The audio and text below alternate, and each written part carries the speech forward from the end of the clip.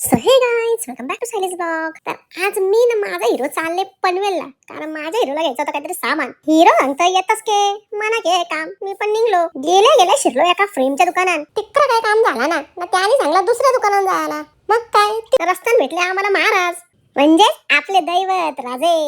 त्यानंतर शिरलो दुसऱ्या दुकानात. बो आईना आवरा मोठा झुंबर आहे. तो बघतच राहिलो मी. माझ्या नवऱ्याला सांगला मला योच पाहिजे.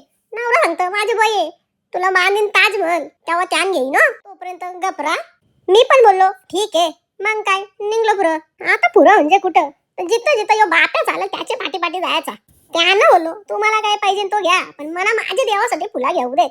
तुम्ही एक काम करा, तवसर मला मिसल पाव घ्या, रास भूक लागले. मिसल पाव घेतली ना निघलो पुरं जायला. तर रस्त्याने यो भैया दिसला नाही, याने घेतला शिवांसाठी पवन चक्की. मी पण गाडीत बसून फूक मारून पवन चक्की फिरवतो. माझा हिरो सांगतो यार पटेसके यो का तुझा वय पवन चक्की गेल्याचा.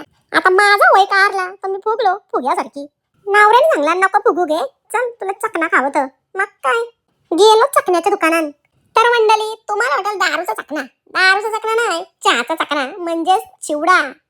त्याचं काय थोडीशी गंमत केली हो. आता झाला असा, ज्या कामासाठी पनवेलला गेलो तो कामच न झाला, कारण की दुकान होती सगळी बंद. मग काय केली थोडीशी खाण्यापिण्याची शॉपिंग. आता आवऱ्या पिशव्या घेतल्या भरून.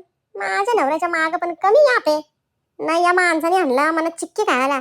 सांगतं खाऊन बघ रास भारी लागतं. चिक्की खाल्ली ना निघलो घरी जायला.